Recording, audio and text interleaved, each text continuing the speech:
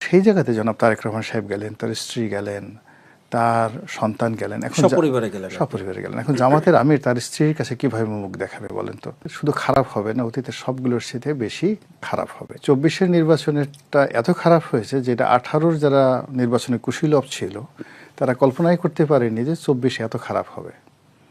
আবার 18 সনে সব খারাপের সংজ্ঞা পার করে ফেলেছে। রাইট। আবার 18 সনে নির্বাচনটা এত খারাপ হয়েছে, 2014 সনে যারা নির্বাচনে খারাপ কাজ করেছে তারা কল্পনাই করতে পারেনি যে এরকম একটা খারাপ নির্বাচন 18 সনে হতে পারে। 86 সনে এরশাদ, মানে উনি তো খারাপ নির্বাচন করেছেন 86-88 সনে। তো সেই এরশাদ সাহেব এসে 14-তে 18-তে 24-এ তিনি রীতিমতো বেকুব হয়ে গেছেন যে হাউ ইট ইজ পসিবল, এও সম্ভব এই বাংলাদেশে।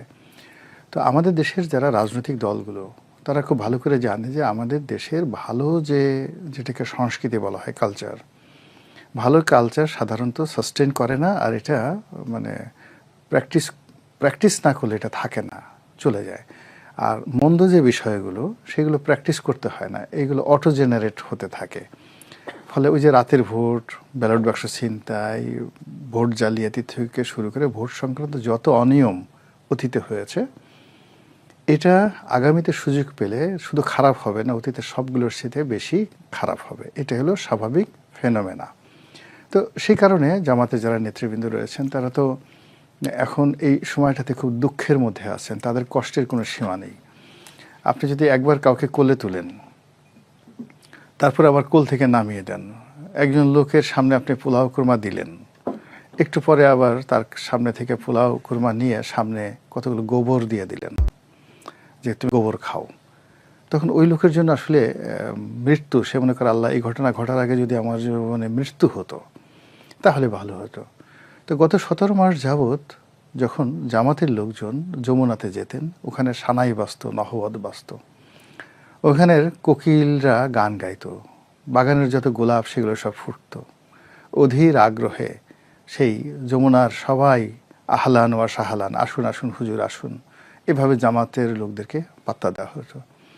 তো সেই জায়গাতে জনাব তারেক রহমান সাহেব গেলেন, তার স্ত্রী গেলেন, তার সন্তান গেলেন, এখন সপরিবারে গেলেন। সপরিবারে গেলেন। এখন জামাতের আমির তার স্ত্রীর কাছে কিভাবে মুখ দেখাবে বলেন তো?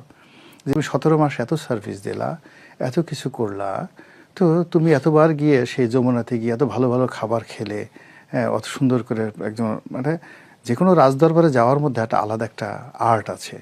তো স্ত্রীরা বলে যে তো তুমি সেখানে গেলে, আমাকে তো নিয়ে গেলে না, অথবা ইনুস সাহেবকে তুমি এত সার্ভিস দিলে, তো তিনি তারেক রহমান সাহেবের স্ত্রীকে দাওয়াত করলেন, তার সন্তানকে দাওয়াত করলেন, তোমার কি স্ত্রী নেই, তোমার কি সন্তান নেই?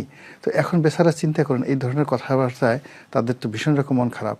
একইভাবে চরমনায়েরও ওই একই সমস্যা হয়ে যাবে। তো এই বিভিন্ন কারণে হলো কি, আমাদের সমাজের মধ্যে না একটা ফ্রাস্ট্রেশন ছড়িয়ে পড়েছে।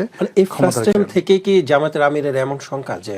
না, ফ্রাস্ট্রেশন থেকে নয়, ফ্রাস্ট্রেশন তিনি তার অভিজ্ঞতা থেকে এই কথাটা বলেছেন।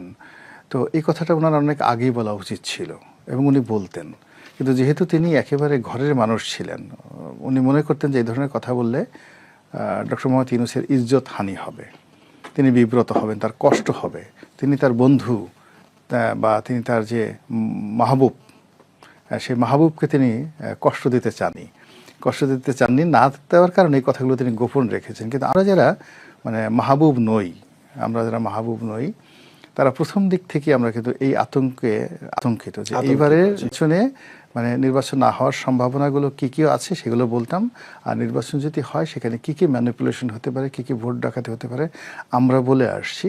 ফলে জামাতের আমিরের মুখ থেকে, তার পবিত্র জবান থেকে এই প্রথম আমাদের মতো দুর্মুখ যারা, তাদের একটা বক্তব্য তার মুখে শোভা পেল, এজন্য তাকে আমরা স্বাগত জানাচ্ছি, আহলান